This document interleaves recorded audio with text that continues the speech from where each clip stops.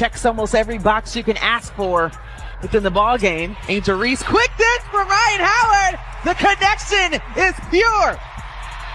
And look what it's opened up for it. Stacey wanting more people to run with her in the open floor.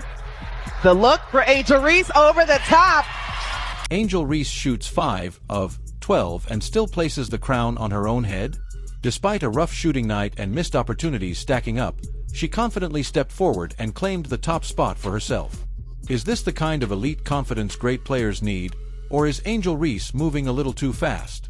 You have to see it for yourself because she crowned herself queen in no time, even while the stats seem to paint a completely different picture. Cardoso slips to her rim. Sheldon finds Cardoso again. Ella Bennett kisses it off the glass and one. Today, we just weren't hitting those shots, as you mentioned, as efficiently. The block on her former teammate, Camila Cardoso, saying no, ma'am. Congratulations, ladies, on the win. My first question is for you, Angel. Another game, another double-double. I mean, you just keep them basically coming automatic. How did this double-double feel, I guess, more so going up against your former teammate and Camila Cardoso? People often talk about heart and hustle in this league, and nobody can deny the energy Angel Reese brings every night. Still, when you look at her recent performance against her former Chicago Sky squad, now wearing Atlanta colors, the story becomes a bit more layered. She ends the game with 17 points and 17 rebounds in a solid team win, but she gets there on just 5 made shots out of 12 attempts. That's far from an efficient scoring night. The missed shots keep piling up, the efficiency stays low, and yet she celebrates as if she was the central force who carried everyone to victory. Meanwhile, was getting everything she wanted in the interior. She was dominating. It don't matter who was guarding, she was killing. Angel Reese started out the game. She had that pep in the step. I know Angel's gonna have a great game just by looking at her body language. You know, just by looking at her when she's aggressive. And you know she's feeling good because she shot 6 jump shots today. 4 3-pointers, 2 mid-range jumpers. Now, I'm not a big fan of her shooting that many jumpers. I'm not. Meanwhile, across the conference, you look at what Caitlin Clark just did against the same Chicago Sky in another matchup.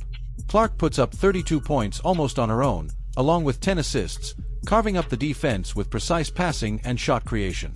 She leads the Indiana Fever to a strong overtime win, with her teammates clearly feeding off her pace, control, and playmaking throughout the game. the difference. Caitlin Clark extends her record for most 30-point 10-assist games in WNBA history, moving up to 3. Next closest is 4 players with 1. She also extends her record for the most 25 and 10 assist games in WNBA history, moving up to 8. She also extends her record for most 20-point 10 assist games in WNBA history with 13. Next closest is 10. Caitlin Clark can retire today and go down as the best point guard the WNBA has ever seen. The difference hits you right in the face. One player is manufacturing points and playmaking out of thin air, even on off nights, while the other is grinding for rebounds, benefiting from a strong supporting cast, and still celebrating like she's the central force. It starts to feel like Angel is chasing that same spotlight energy, mirroring the big celebrations and main character moments, but the on-court production keeps revealing a gap that no crown gesture can really hide. Now, talk about that Atlanta Dream roster for a second, because it makes the picture even clearer. Atlanta didn't just bring in Angel Reese as a lone savior. They already had Ryan Howard, a scoring guard capable of dropping 20 or 30 on any given night and stretching the floor. They added Alicia Gray, a veteran wing who scores efficiently and defends at a high level. Throw in Jordan Canada running the point with poise, plus steady contributors like Naz Hillman and Brianna Jones who understand their roles perfectly, and suddenly it's obvious why the Dream are sitting near the top of the East. Those players create spacing, knock down shots, and handle the offensive load, allowing Angel to focus on what she does best, attacking the glass and finishing inside. Without that kind of supporting cast carrying significant portions of the offense, her stat line looks very different and far less dominant than it appears on the surface. She benefits. More leg sleeve Caitlin. Hold on. Look at Caitlin. I mean, she was calling a number, probing. Look how she threw this pass. Bang! Had AB hitting out here. Even had AB hitting. I mean, cooking. Hold on. Let me get you out of here. Man, once again, Boston hitting from the corner. I mean, she started off hot. 2 for 3. 2 for 3 for the game, man. Beautiful work. Look at this. Caitlin, once again, getting her teammates open. Raven knocking it down in the corner. Compare that to Caitlin Clark on the Fever. Yes, she has Aaliyah Boston and other solid pieces around her, but Clark generates a huge portion of the offense herself. She draws double teams from well beyond the arc, threads laser passes to cutters, and hits deep threes that instantly shift defensive schemes. When she dropped 32 points and 10 assists against Chicago, it wasn't because she was getting spoon-fed by a roster of all-stars. It was because she was actively dictating the tempo, breaking down coverages, and elevating her teammates possession by possession. She has also improved in several areas, though her consistency from deep and mid-range still has room to grow, something opponents continue to target. At the same time, fans who follow closely notice how Angel Reese often leans into that same level of spotlight energy. Big celebrations after routine plays, embracing the attention born from a college rivalry, and projecting that main character presence whenever possible, it all adds to the narrative. That fire has undeniably helped grow the league. People tuned in for the next chapter of that rivalry, and both players have delivered plenty of entertainment along the way. We're living in this time where everything is seen. And when you're Caitlyn, everything is definitely seen because every camera is pointed your way.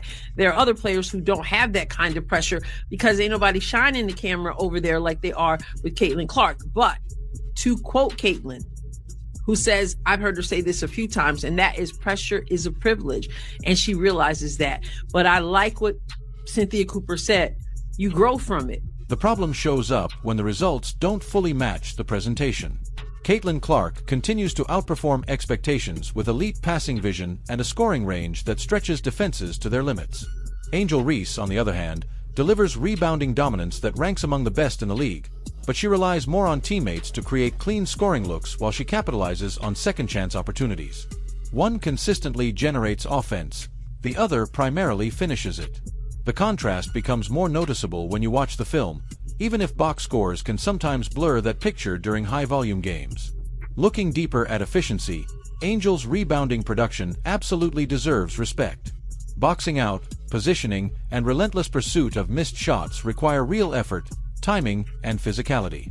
She's already stacking up double-doubles at a rapid pace and climbing historical lists faster than most young forwards, which clearly adds value to winning teams. But when shot volume rises and conversion stays low, like a 5-4-12 outing, the question of overall impact becomes harder to ignore. In that same game against her former team, she also committed 6 turnovers, and those mistakes directly led to transition opportunities on the other end. She put in work today. 32 points, 10 assists, 7 rebounds, and outside of the first quarter, it was pretty much her doing it Stephanie's way, and she just managed to will this team to a victory. That fourth quarter, she spoon-fed Aaliyah Boston points. Spoon-fed her points. Here. And to AB's credit, she converted on most of her opportunities. Salute, AB. Salute.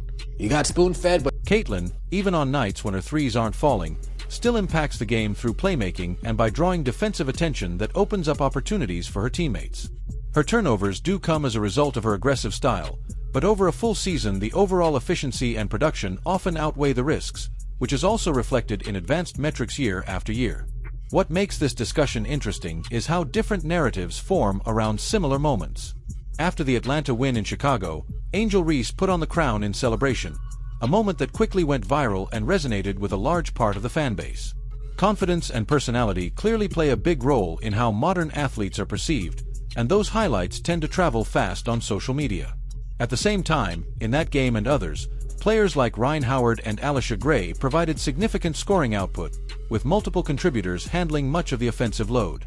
The Dream operate with a balanced structure, where different players step up in different moments depending on the matchup and flow of the game. That's where the contrast in perception becomes more noticeable. One narrative is shaped heavily by individual highlight moments and celebrations, while the other is often driven by on-court creation, statistics, and team-wide impact. Caitlyn's approach doesn't usually rely on post-game theatrics because her performances are already heavily defined by the box score,